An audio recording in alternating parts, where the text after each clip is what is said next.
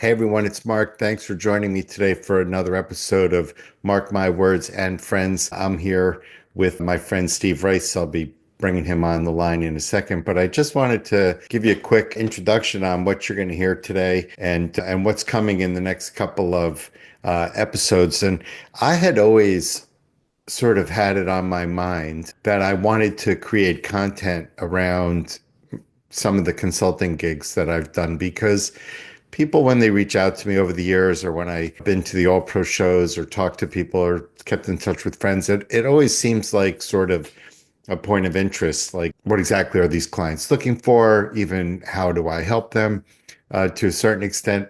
And the different perspectives that sort of being behind the curtain might offer, I think people have always found interesting, but it's hard to do because most of the time, the people that you're working for, they want privacy. They don't want me blasting their shit all over the internet. And so I've never really been able to do that. So in this circumstance, now I just took this trip and this client, they're still asking that I keep their name basically behind the curtain. But I've been writing about them for a little while, and we're sort of very close to initiating our operations here in the United States. And so a lot more of the job is behind me. And so I'm hoping we can start talking about that more, including I'm able to get into today on this episode some detail on what I was doing on this trip. I took this, what for me was a 3-week trip, 2 weeks with them and another week doing some work in California. And so we'll talk about the rest of that trip. We got about halfway through it. And then I spent a little time telling Steve about this job that I'm on from a company that everybody listening to this, certainly all the dealers listening to this know, and that's Color Communications Innovations. That's what the I stands for. And you might recognize their sort of CCI logo on the side of all the boxes. If you're a Benjamin Moore dealer or a Pittsburgh dealer, you might see their logo on the side of all the boxes of color charts and color peripherals that we get that dealers have in their stores. And so I'm working on sort of a fun project for them. And I thought it's not the sort of thing that I normally talk about, but I think it's an interesting story. And so I thought you might be interested in hearing it. So let me bring Steve on, and thanks so much for tuning in, and we'll see you on the next episode.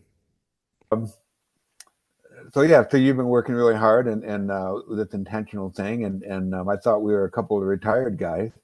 So I hopefully you've know. taken some time out to have some fun along the way, and I think you have. I heard Vegas thrown in there, and Yeah, I did mention Vegas. That was yeah, actually a really good time. Have you been recently?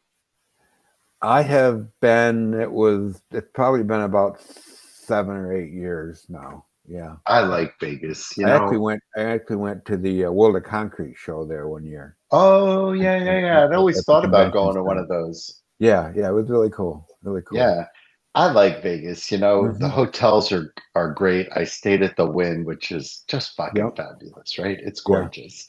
Huge rooms and uh the restaurants are outstanding. And this particular trip, I'd gone out there. A cousin of mine had just retired there, and his son is there, and his son just had a baby.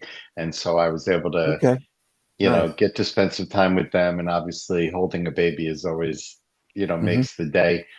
And Right. so I had a great time doing that. And then one of the nights I was there, I went out to dinner. I ended up spending basically a whole day with my old college roommate, this dude by the name of Bruce Berlin. Oh, how fun. Oh man, it was great to see him. It was Hmm. great to see him. He and I pledged a pie together in 1981. We remained friends through our time in the chapter, and then we became roommates. Uh, Hmm. I guess junior year, senior year, and stayed roommates for 4 years as we both lived and worked in sort of the DC metro area. Yeah. And then I moved up to New York to become a paint dealer in 1988. And that was the end of Bruce. Yeah. We had up there you go, 3-0 Tigers. Oh, We had it should come to you in a couple of minutes. You can watch it yeah. in the reflection. I'm watching it. Yeah. Yeah, There you go. right. And it was different back then. There was no Facebook to keep track of people. There was no way to text Sure. and stuff. And so that was it. The relationship went away. Yeah. And somehow or another, I caught his phone number, I don't know, a year or so ago. We texted a little bit since then. I knew he was living in Vegas. Mm-hmm. And so we spent the day together. We had a nice meal. We smoked a cigar. We talked about we talked about the old times. We talked we talked a little bit about our time as pledges, which was interesting. You know, I Yeah. was a pledge in 1981, and we were not necessarily treated uh, so sweetly all the time. I've told my Right. many of my brothers here in Connecticut that you know that if I pledged, if they pledged the way I pledged, you know, you have to arrest the whole chapter now. Yeah. Yeah. Exactly. You know, Times have definitely changed. were you in Yeah. a fraternity? I was not. No. I went. I For had a nothing. friend. For nothing. Wow. I went. I had actually kind of my best friend. I mean, he was the best man at our wedding, and he's in Chicago now. But he went to school at Miami, Ohio, and he pledged. And I went down with him, and then went to like the party that night, and a pledge party, and yeah, it was rough. Yeah, It opened my eyes, and yeah, this would have been a little before 81. Actually, it would have been about 78 or 79, yeah, and yeah. but yeah, Pledging yeah, was things a went on commitment that back then. I've never Yeah, told my children, and would probably be arrested for. Not me, yeah, of course, but yeah, yeah. probably better to witness. For sure, the chapter president and Yeah, the pledge master yeah, at my fraternity in 1981 would have been catching felony charges if they tried to do now what but they did to us back then. But that was a different world. yeah, but it's like the old story of we walked uphill through the snow to school both ways, Right, right. and we liked it. Yeah, I didn't like it actually. It's funny, there's a couple of stories of how I was hazed, and I'm not going to get into this now because if I want to Yeah, make content like this, I'll get on here with another one of my, you know, with a brother or something like that, absolutely. right? But Yeah. uh, Well, I'm I've glad you told said that this, because I was about to walk out. yeah, because I've told the story. I've told this a couple of stories of how I've been hazed. I've told them Mhm. privately with intimate detail in just a brotherhood setting, in a brotherhood meeting or something like that. And it's not unusual for me to cry. It was a really difficult commitment to honor, Yeah, yeah. and it was based on the lessons of brotherhood. Then were delivered with violence Hmm. against person and against spirit. Yeah. And in Excuse me. fact, the reason I do like to tell the story from time to time is it was in that room, it was in the brotherhood meetings after we all were abused as pledges that I really stood up and sort of advocated for the first time and sort of got that bug, Yeah. of doing that for people, which has stayed with me for my whole life. Hmm. But it was in that room basically saying, nah, man, we're not going to do that again. I mean, Yeah. that Well, was and that kind of dumb. brings full circle your comment earlier about within chaos comes opportunity, you That's know. right. And That's at the right. time, you That's right. didn't think of it that way, but That's it, right. it kind of worked out. That's right. And so, yeah, I also have some cousins in LA, and I did spend a little bit of time in LA on this trip as well. And Hmm. so I have some cousins in LA. I showed up at my cousin Debbie's house with all my laundry. Nice to have bougie cousins. Yeah. Yeah. She had a housekeeper there. She threw it in the laundry for us and Oh, nice. gave Yeah. it back to me. Gave it back to me a couple hours later, washed and folded. Debbie gave me Hmm. dinner. I definitely was able to have some fun along the way, but it's Nice. a long time to be away. Yeah. I was away from home for a total of about 3 weeks. That's working for two different clients over 3 weeks. Hmm. It's a long time. I enjoyed it, and I enjoyed the Vegas, and I enjoyed Yeah. the opportunity and the experience, but it's a long time to be from It home. is a long time to be away from home and eating dinners out meal. For them, this was not their first time in New York, but they're in New York. Other people are paying for the meals. You want a long meal anyway, because in all circumstances, you're trying to gender relationships and Exactly. opportunities. And Right. so Right. you want the long meal anyway. And Right. so basically for 3 straight weeks, I was eating either these huge, sort of Ruth's Chris, Peter Luger's type Yeah. Nice meals. places. Mm-hmm. And we did do Peter Luger's, by the way, Mm-hmm. absolutely outstanding. And junk food, Yeah. right? Yeah. That was basically it. And particularly, these guys that I was with had never experienced Chick-fil-A Oh. and what's that other one? The Spanish one. I don't even remember the Mexican Oh. food, fast food. Not Taco Oh, Bell. Chipotle. Oh, Oh no, Chipotle. I I was gonna wouldn't say do it. Taco Bell. That's not even food, let alone Uh, Mexican. Listen, I don't eat any of Yeah. those foods. I don't eat any of those foods. And Yeah. I had to on one day eat with them because just the circumstances required it. Sure. And we ended up in a Chick-fil-A. It was the first time I had had fast food and I honestly do not know how many years, decades maybe. Yeah. And yeah, it was disgusting. It tasted Yeah. exactly like I expected it. It tastes like the industrial process that it's made Yeah. into me. Right. Ultra processed. Right. Yeah. Factory food. And so by the time I got home after 3 weeks of that, for sure, I was great to see Guy. Obviously, Right. that was the longest separation of our relationship. And Hmm. we did well. You and Jan are Yeah. together a long time. Right. So we were fine like as a couple, but we missed each other. Yeah. Yeah. And she's going through, challenging time now. Her mom Yeah. is, sort of having some health issues. And so you'd like to be here, Yeah. when your partner is going through difficult times. And so that part was kind of bothersome. We both talked about that a lot, about Sure. saving and all, because, obviously that's more important than the money. But in the Hmm. end, I guess not, because Yeah. She said go right. and sign that contract. Right. Funny.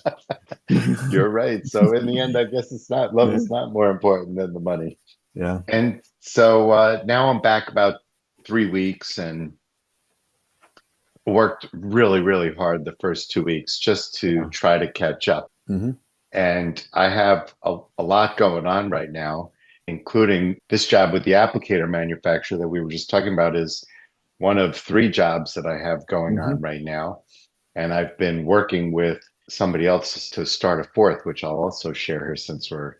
gathered. But I'm actually doing this one job, which is really interesting. It's for a company that probably everybody listening knows, and that's Color Communications out of Chicago. Hmm. And you might recognize their logo, the little CCI logo on the side of the box of all the fan decks, all the color charts. If you're a Benmore dealer, if you're a Pittsburgh dealer, they manufacture color decks, fan decks, all of that sort of color peripheral for paint manufacturers, not just Benjamin Moore in Pittsburgh. They do it for, Behr, and they do it for Rust-Oleum, and they do Right. it for everybody. And so I've worked for them before. They're the only private equity firm that I've ever enjoyed working for.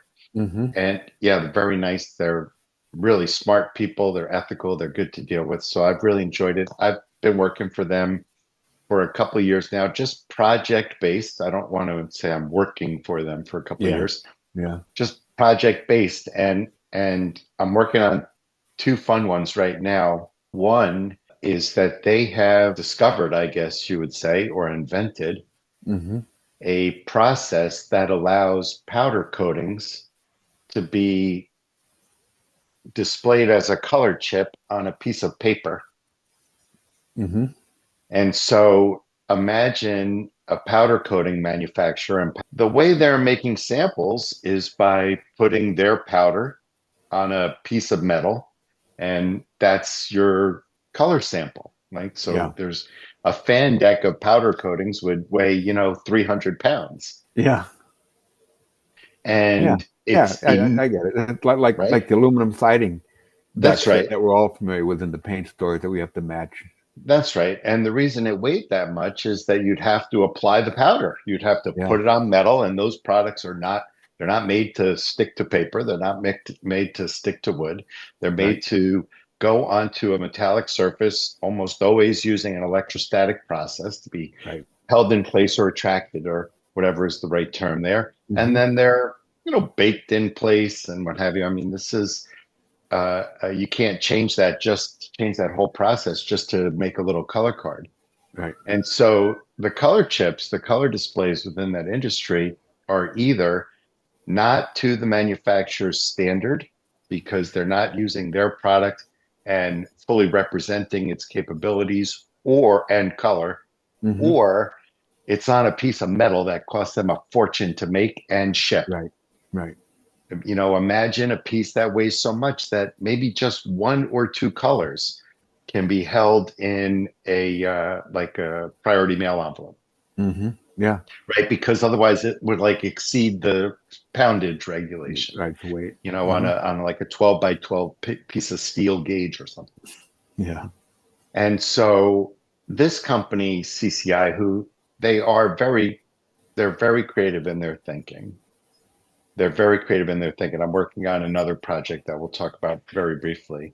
Mm-hmm. They've got a process. They've invented a process that's patented that allows the powder coating, the original powder coating, versus what they do on color charts. They're reproducing the paint. On most of the Okay. color charts, it's paint reproduced. It's not Yeah. actual Benmore Not paint the actual paint. on a Right. Benmore color chart or any of the other ones. Mm-hmm. Not to pick on Benmore. But in powder coatings, they want their actual product because that's the only way to really make a true representation. And so they found a way to get the actual product, the actual powder coating, to adhere to paper. And so it's possible now that, something that weighs no more than a pad can contain, Really. Mm-hmm. a dozen, The two actual dozen, powder three coating. dozen, right? Yeah. Of 6x6 chips or whatever size you want Mm-hmm. of the actual powder coatings. And so it's an enormous opportunity in my view. When they showed it to me, I shared that with them, Mm-hmm. that perspective with them.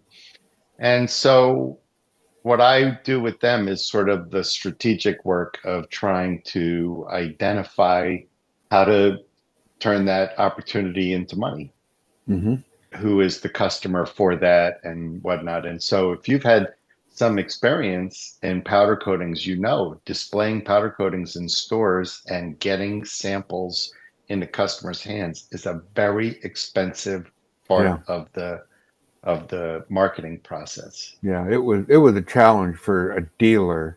I mean, it was really an uphill climb because the product that we had wasn't one of the big boys, the Lilly and so everybody wanted them. Just like the little independent dealer is always going up against Sherwin or back in the day Glidden. Um, and there was no chance that we ever had of selling like black or white, because it was just done in such volume by the big boys. And so we kind of focused Right. on doing specialty colors and doing a short run, quick turnaround, specialty colors, and it was a challenge to say the least because we just You'd have to, didn't have the infrastructure and the capital behind us right. to And really so make you'd have to those make things. samples of those. You'd have to make Right. samples from every batch. You'd Yeah. have to set up a piece of metal, clip it to the machine, get the current Yeah. going through it, right? You'd have to spray it. You have to wait for it to dry or put it Right. then you'd have to cut it. Well, you probably couldn't even. You'd have to Yeah. start with them smaller. So you couldn't even make one and cut it. You'd have to make so many. It's an enormous, But and then you'd have to ship them. the other thing that we would learn is powder coatings would go on products that would have get back to global economy that would have parts coming from different parts of the country, different parts of the world, and they all had to be put together, and it all had to match. So That's right. it's not like your guy in the paint store where, well, this is my version of That's right. yeah That's right. Five of nothing. Revere Pewter, and this is their Right. version of Revere Pewter, and so it's That's right. very, very precise. It's 5-0, by the way, all on Yeah. solo home runs. And that's Thank you. what you're saying is accurate. The color tolerances Mm-hmm. in powder coating are effectively zero, Yeah. Yeah. right? Exactly. In the paint Mm-hmm. industry, Benjamin Moore has a color standard when they make a color chart, and Right. the delta that they accept to their color tool originally as it's made Mm-hmm. perhaps is close to zero. Mm-hmm. But then that chart sits there, it degrades, it gets Right. opened, it Right. gets You get dirty. all that. Right. Mm-hmm. Right. And they don't want any of that. They can't accept any of that in powder coatings because of Yeah. what you're just talking about and other reasons like it. The industry just doesn't allow for it. Yeah. Yeah. They Well, they require that the color display, maybe a lot of times it has to do with also the color chips get tested. mm-hmm. They might get tested for hardness or scratch or something, and so they need Sure. them. So they want the actual paint. Yeah. They Exactly. want the actual, right? They want Yeah. their Yeah. actual product. Right. With the gloss and everything. Mm-hmm. And so what's interesting is that this new process allows them to really access color tools sort of uh, a golden ring, which Yeah. is to say the paint manufacturers, they hate spending money on color tools, right? Yeah. It's a dying industry. Every color deck, every fan deck, every color chart that Benjamin Moore or anybody else makes is going to end Just, up in a garbage can at some point. just a straight expense. Yeah. It's just a straight expense. Mm-hmm. They understand that they need them to sell their paints, but nonetheless, Right. it's a straight expense. Well, as The a dealer, we hated spending $20 on a color That's deck right. too. Mrs. Jones And wanted to borrow, and we'd never get back. so the far better business model, which I don't know that this would work in architectural coatings, but in powder coatings, it's perfect because it's not like you're dealing directly with consumers. Mm-hmm. The Right. far better business model is to have somebody pick their range of color digitally. Mm-hmm. So you don't need the whole fan deck. You just need one of these bright reds. Mm-hmm. Now just pick one of these five. Digitally, this is going to be super close to what you want. Mm-hmm. And we'll send you at no charge those five in the actual product. Right. Yeah. And that process requires them to either make or have on hand all of their products and colors on enormous pieces of metal and then Mm-hmm. enormous expense sending them out. And these guys can do all of that on a sheet of paper now. Yeah. Yeah. Well, And very cool. and so it's really cool. And I think that Mm-hmm. we're going to see that. I Mm-hmm. suspect that we're going to see that in the market. They have another product that is in the market now. That's like this which is a project that I worked on over a year ago with them.